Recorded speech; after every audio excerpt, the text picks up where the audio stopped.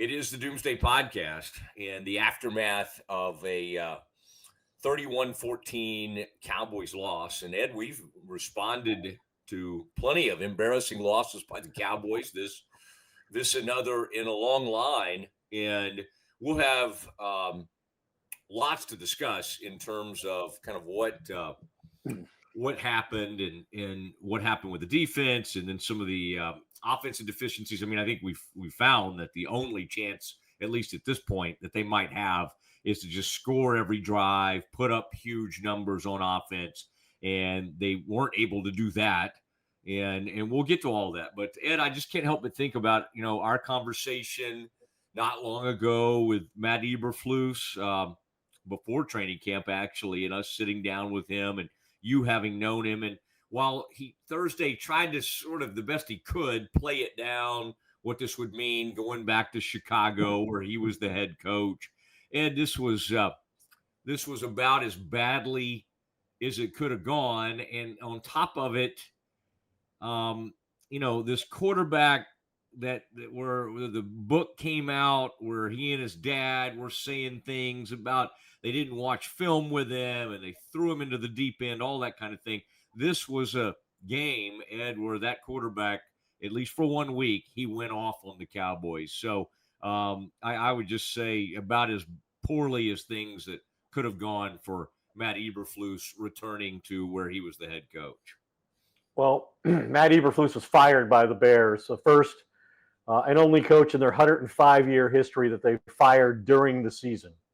And a lot of it was because they lost hope in him fulfilling the promise of Caleb Williams as a franchise quarterback, developing into a franchise quarterback. And so to go to Chicago today, to Soldier Field, and have his defense play the way they did against Caleb Williams. It's the first time in his career he hasn't been sacked in a game. The Cowboys had 0 takeaways in the game. They've got 1 all year.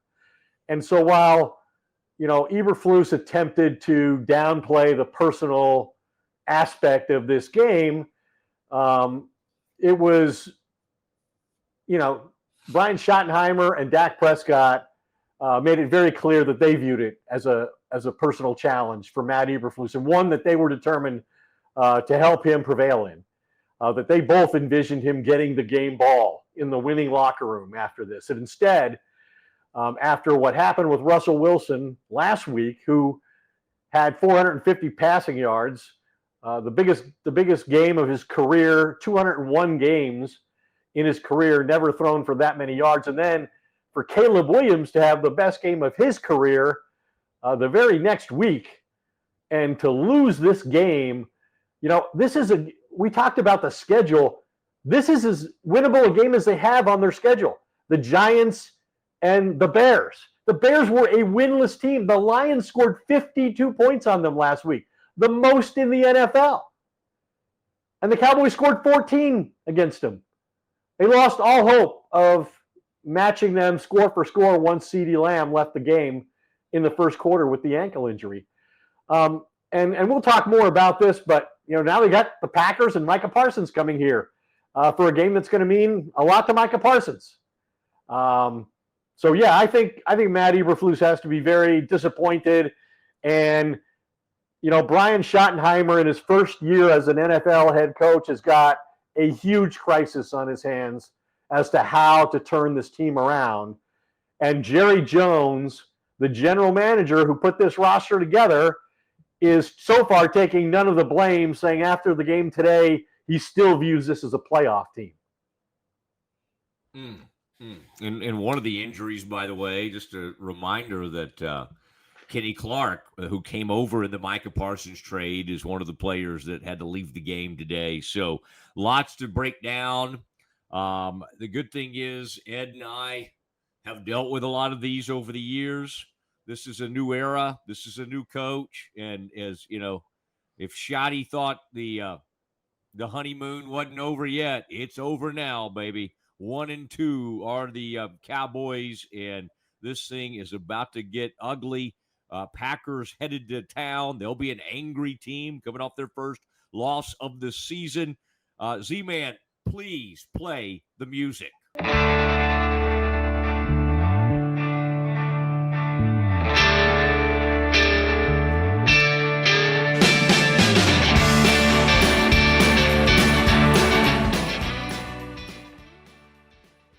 right, Ed, let's get right to it. I mean, was the offense great today? No.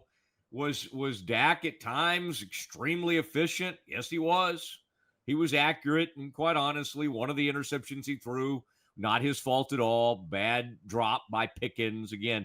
And then, of course, another one was sort of desperate on fourth down later. So this is, to me, it doesn't seem like a game you put on Dak. But the truth is, Ed, like the way this defense is looking and the way there's like zero pass rush. I mean, even some of those numbers you were putting out there, Ed, and I'll let you say a couple of these because I know you have some of these probably in front of you, but like the five touchdowns, and you kept kind of adding them up. Even in the first half, it's like, okay, here's 4, here's 5. It was like in 5 quarters, there were 5 touchdowns of 25 yards or more. Like, it's just bombs away against these guys, and a team that had looked embarrassed against the Lions, and a team that obviously cratered in that week 1 when they had a chance to win, talking about the Chicago Bears.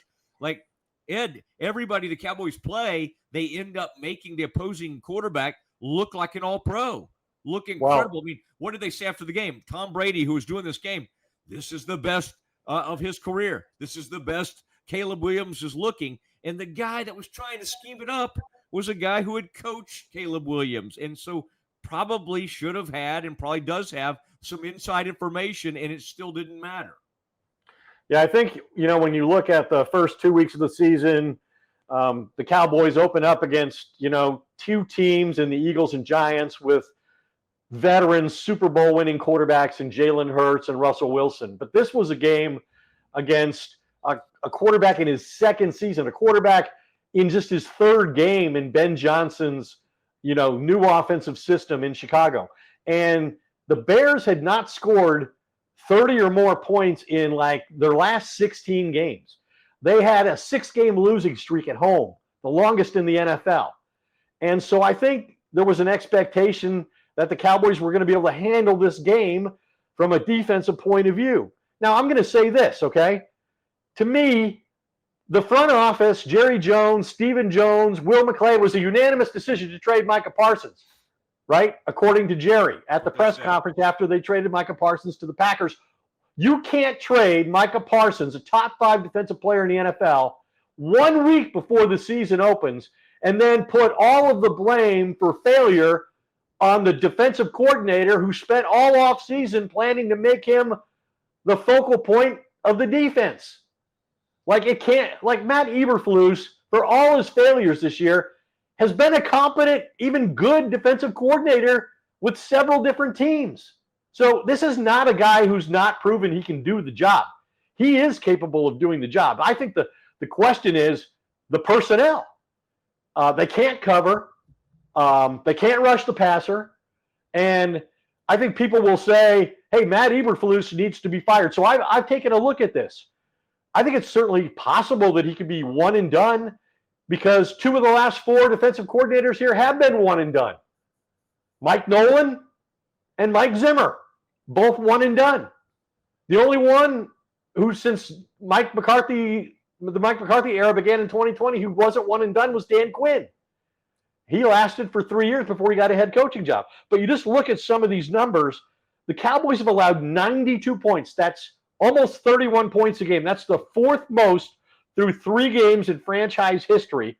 Not only did they fail to make the playoffs in each of those previous 3 seasons, allowing that many points at this juncture of the season, but they never won more than 6 games in any of those seasons. And then you talk about the big plays. 13 completions and 5 passing touchdowns of 25 or more yards, the most the Cowboys have allowed over 3 games of a season in the last 45 years. The Bears also had a 19-play scoring drive, the longest scoring drive the Cowboys have allowed based on plays this century. And again, The Bears were a winless team with a young quarterback and a coach in Ben Johnson who's very creative, created a lot of success with the Detroit Lions, but has not proven himself to be a capable head coach yet any more than Brian Schottenheimer has. And they got rolled in the game. And I'm not sure what, if any, solution there might be. Yeah, because to your point, other than Doron Bland coming back, Jadeveon Clowney was inactive. Apparently he was arrested, a couple of Fridays ago, like trespassing or something. I mean, I always something with these Cowboys, but he is now on the roster and maybe he could provide some form of help. But to your point, Ed, yeah, to go a whole game, but almost without any pressures, no quarterback hits, nobody. Like there was one time I heard Brady say something about it was almost like he was trying to create drama where there wasn't. Like he had somebody in his face. I'm like, I didn't see anybody in his face. I mean, the receivers are so open. It's like the only way, like you can't expect NFL quarterbacks to miss. They're not going to miss. They're not going to turn the ball over. They're not going to miss those throws. Yeah. And Caleb Williams had a 142.6 quarterback rating. That's the fourth best in franchise history. Four different receivers caught touchdown passes. I mean, here's the thing. They can actually make the argument that we're better against the run. It's only because teams don't need to run against them, right? I mean, why I think Swift or whoever the lead back is for Chicago ends up with 30-something yards. It didn't matter. He had 33 rushing yards. Well, he also had a jailbreak catch across the – I mean, they just don't cover people. And unfortunately, there's a college team I cover that does a lot of the same stuff. But think about on that flea flicker, Ed. Let's just go back to – I know after blowout sometimes it's we're going to go play by play. But let's look at the flea flicker play, for instance. So they run you do like a flea flicker. He runs in there on the flea flicker where he tosses it back to Caleb Williams. He threw him like he was trying to score in a basketball. He threw this real high little toss back to him. Right. It was not executed to perfection by any means. It's not a beautiful thing. So he throws the ball he gets nice hang time on the toss, and then Caleb's back there, tick, tick, tick. Still no rush.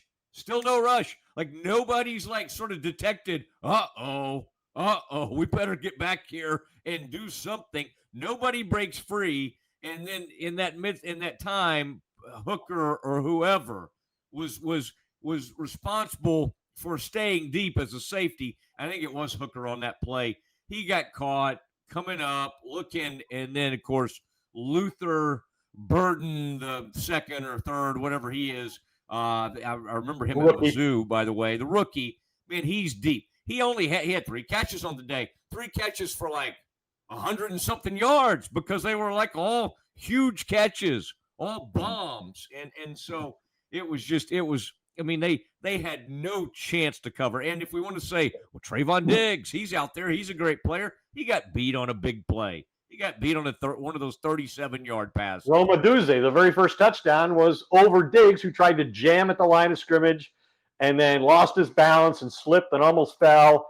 And then the receiver, was wide open for another long touchdown pass to start the game. And if you just look at it, who can cover? They couldn't cover the receivers. As you mentioned, DeAndre Swift on a 3rd and 9 has a 41-yard check down play. Wide open field running with the football. Colston Loveland, the rookie tight end, had a big catch early in the game for about 20 yards on a 3rd down play to make a conversion on a scoring drive. I mean, it's just one thing after another. Nobody on this team can cover. And they spent all week acknowledging that this was an issue that they could quickly resolve. This wasn't something that needed to linger. They related it to communication issues primarily, and that they were going to focus on that all week and get that resolved.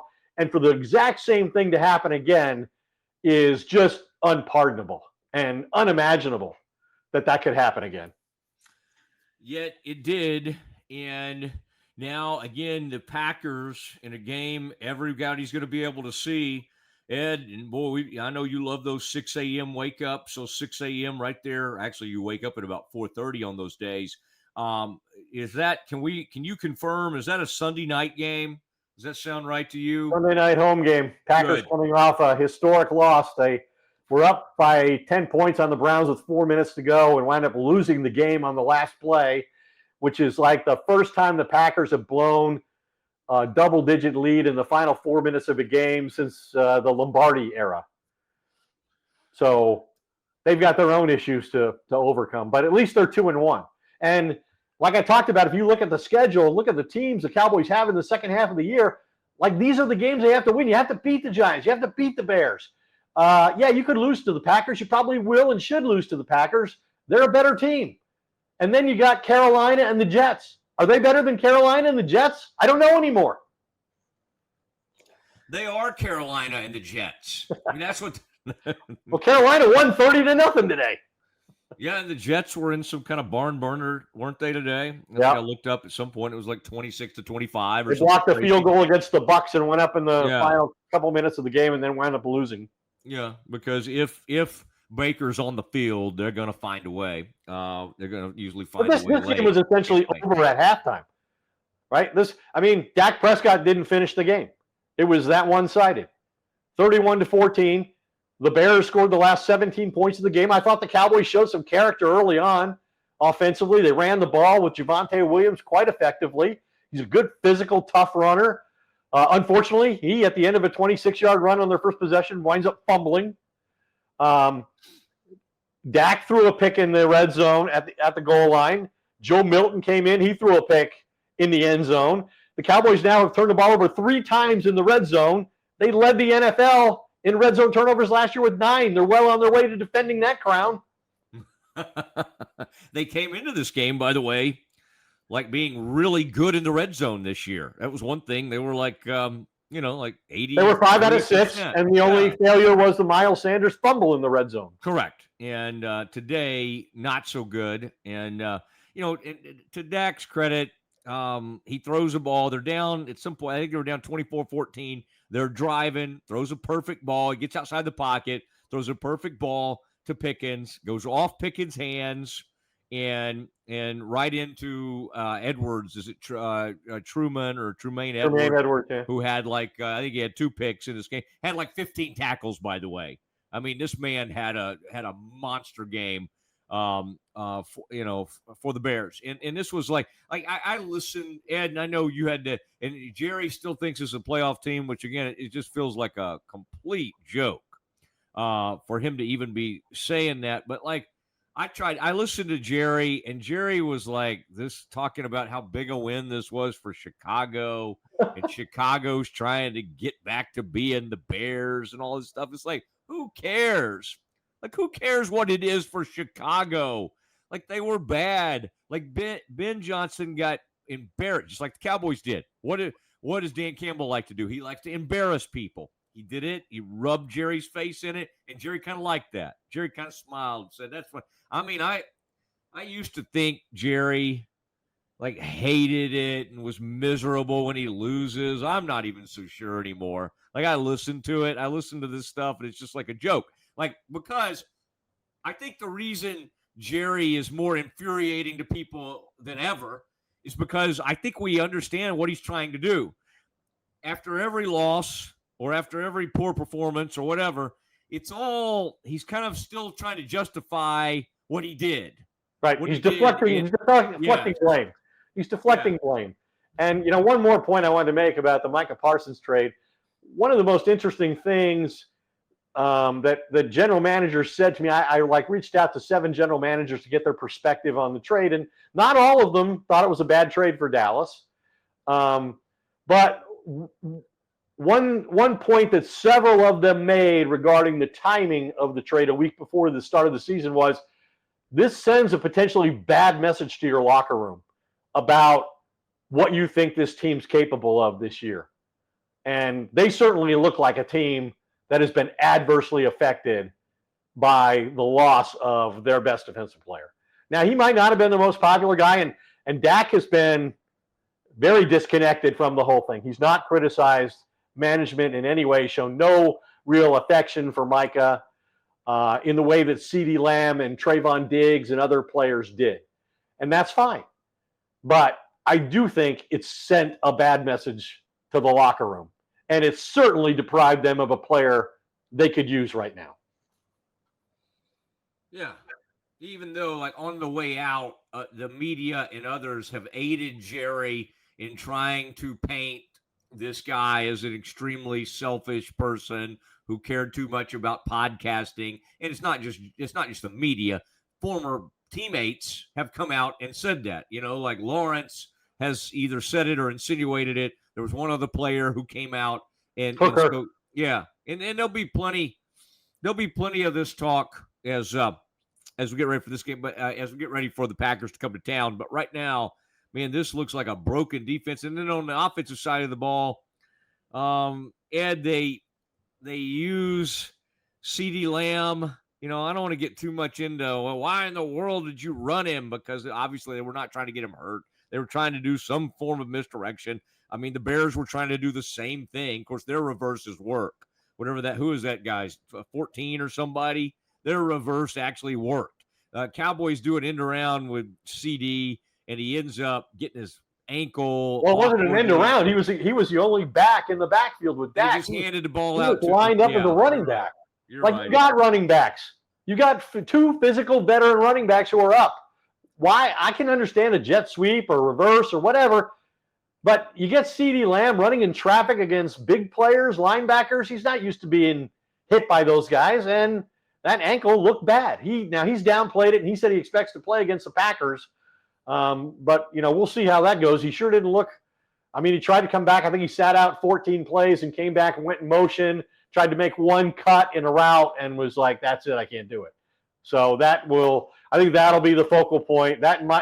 CD's ankle and Micah Parsons will be the big stories all week this week as leading into the Green Bay Sunday night game.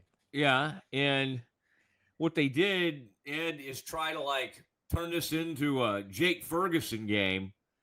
And the guy that I think they targeted him 14 or 15 times. He caught a ton of passes, but think about who Chicago had out there. We're talking about the Cowboys being hampered and down in their secondary, and then they were down at receiver. But the Bears were down two starters in the secondary. They were compromised back there. I mean, is the guy, George Pickens, if he's known for anything, it's getting downfield, playing the ball, high pointing the ball, likes to go vertical. We've said Dak's good at making vertical throws. And even when he had time, he just was kind of checking things down. Guys couldn't get open. You talked about separation, Ed, that the Bears were able to get. And I think whoever had that, Ed, I think you retweeted him, but it was a staggering deal. It was like 4.67 yards. I think it was like 6 yards, 6 yards of separation, and 2 and a fraction is normal.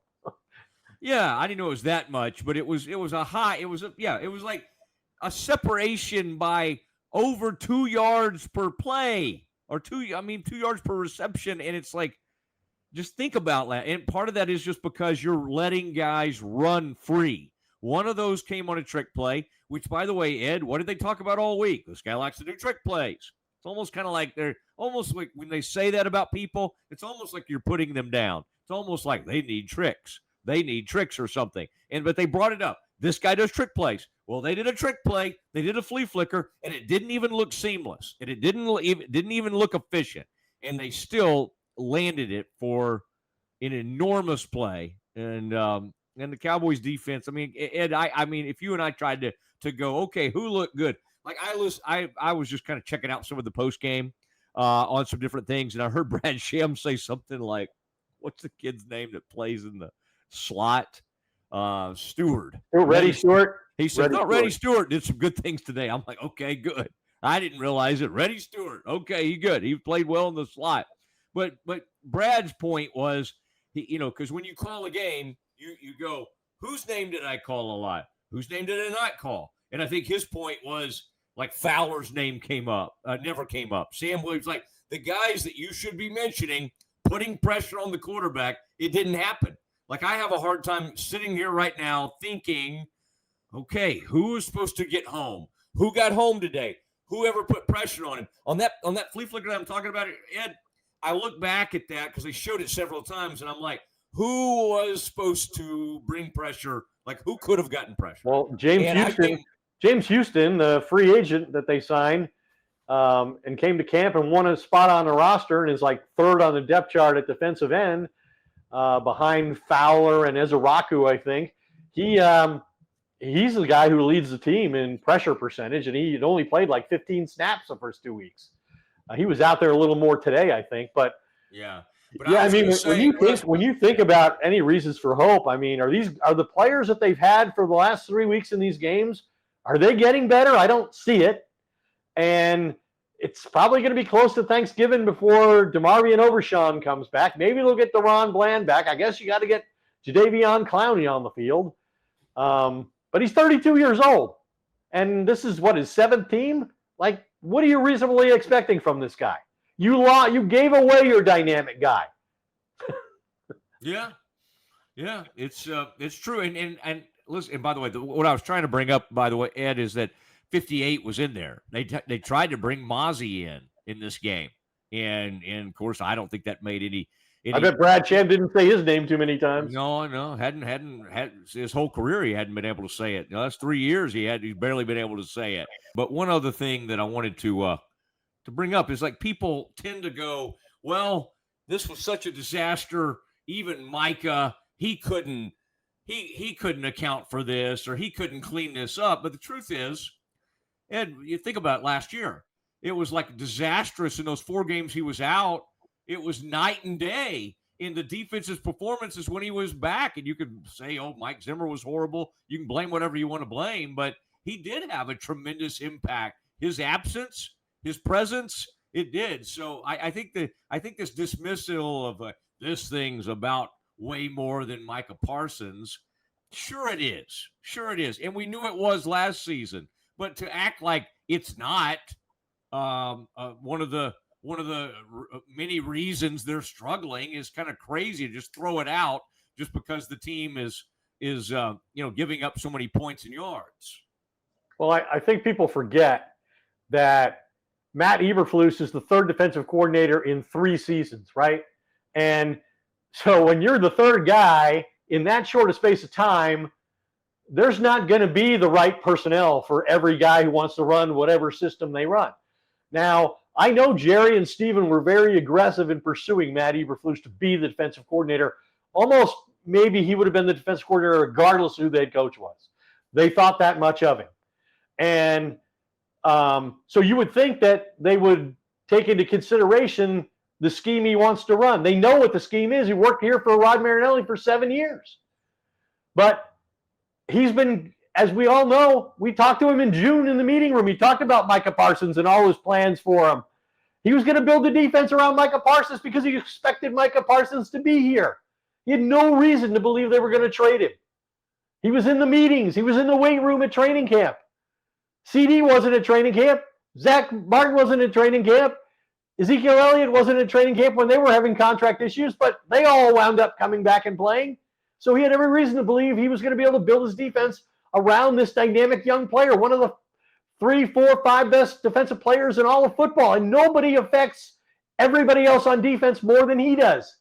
As you just mentioned look at the defense when he played last year. Look at the defense when he didn't play last year. Now, that being said, he inherited a terrible defense. They were a horrible defense last year.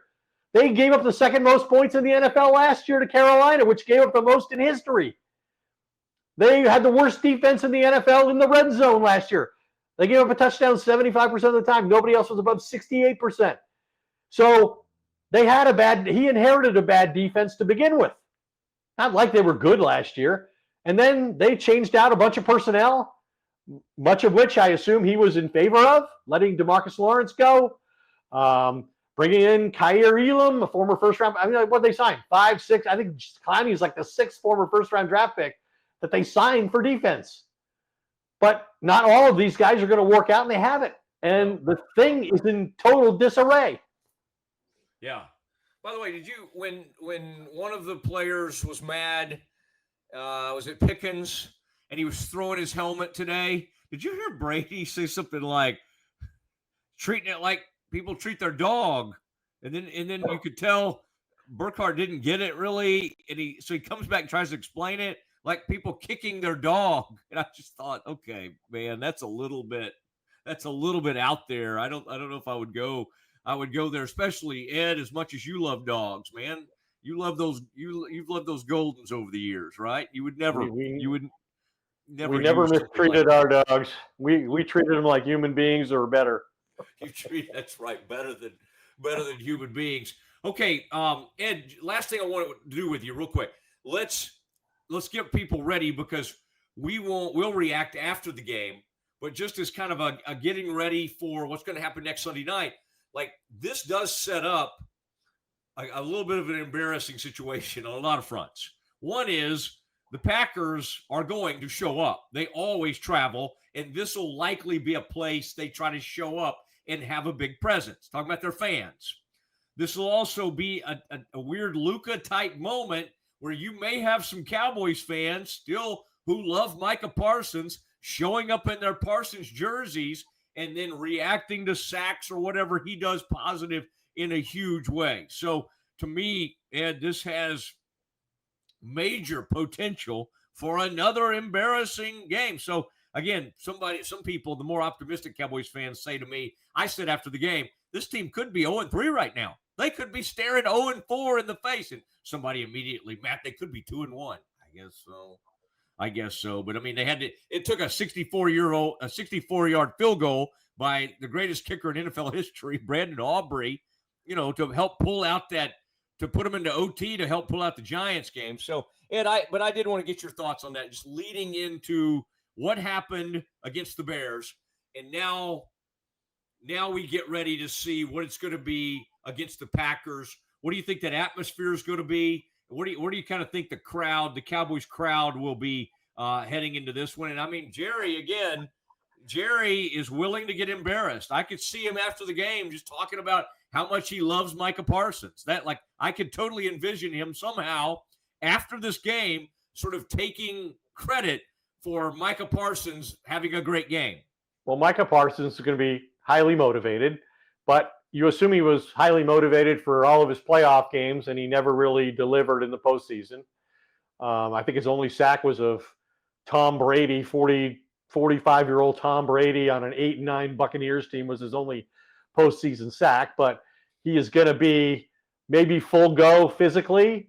I think the Packers will expect a lot out of him in this game, and I think more than any team in the league, the Packers are responsible for what the Cowboys have become since that playoff game in 2024, when the Cowboys went into that playoff game having won 16 consecutive regular season home games. They were the best home team in football.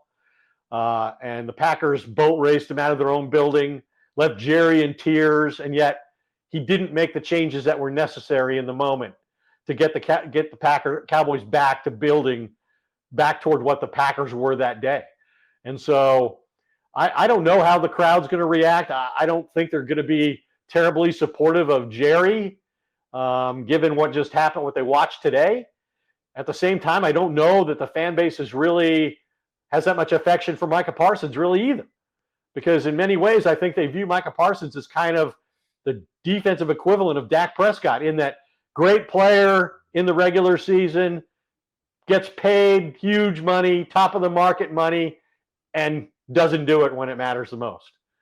And so I don't know how people are going to resolve those emotions, like those conflicting emotions about who do I dislike more, Micah or Jerry.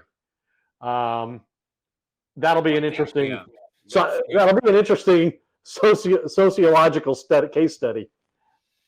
That's kind of what we do here. We're a sociological type of podcast. And I would just say Mike is trying to do what DeMarcus Ware did.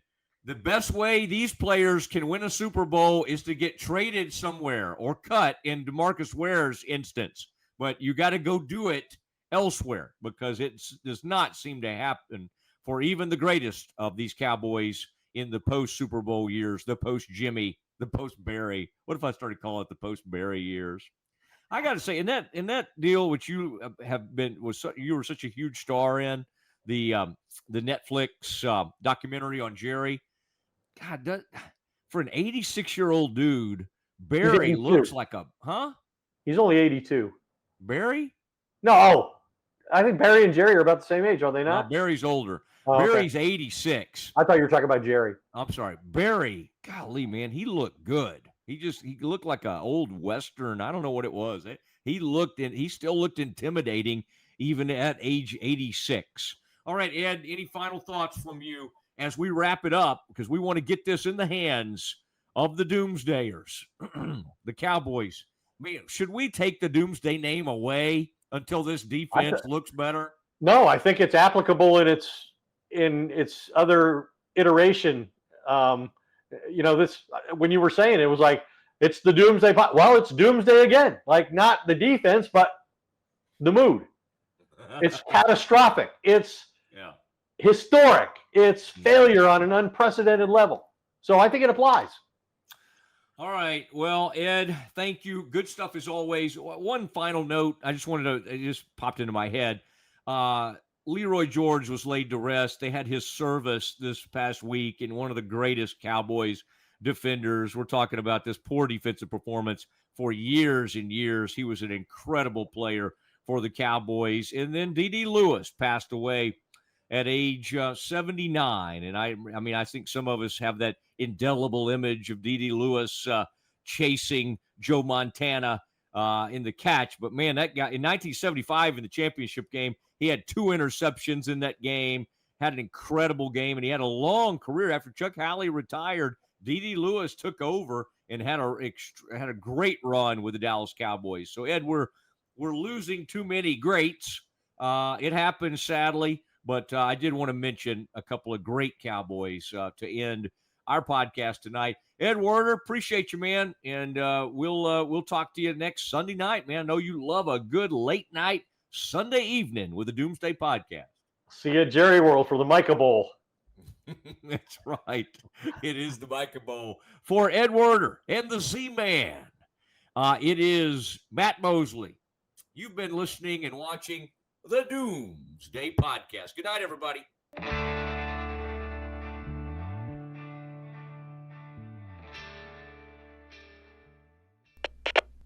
We are Rogue Media Sports. So here's what I want you to do. Download the Underdog app right now and sign up with the promo code Mosley. And if you put in $5 with that promo code Mosley, they will give you $50 in bonus funds to play with to your heart's content. Underdog is the best way to engage with football this season. Millions have already won billions of dollars playing on Underdog. Will you be next? Underdog. Make picks, win money. Must be 18 plus, 19 plus in Alabama and Nebraska, 19 plus in Colorado for some games, 21 plus in Arizona, Massachusetts, and Virginia, and present in a state where Underdog Fantasy operates. Terms apply. See assets.underdogfantasy.com/web/play and get terms _DFS_.html for details. Offer not valid in Maryland, Michigan, Ohio, and Pennsylvania. Concerned with your play? Call 1-800-GAMBLER or visit www.ncpgambling.org. In New York, call the 24/7 HOPE line at 1-877-8-HOPE-NY or text HOPE-NY. That's 467-369.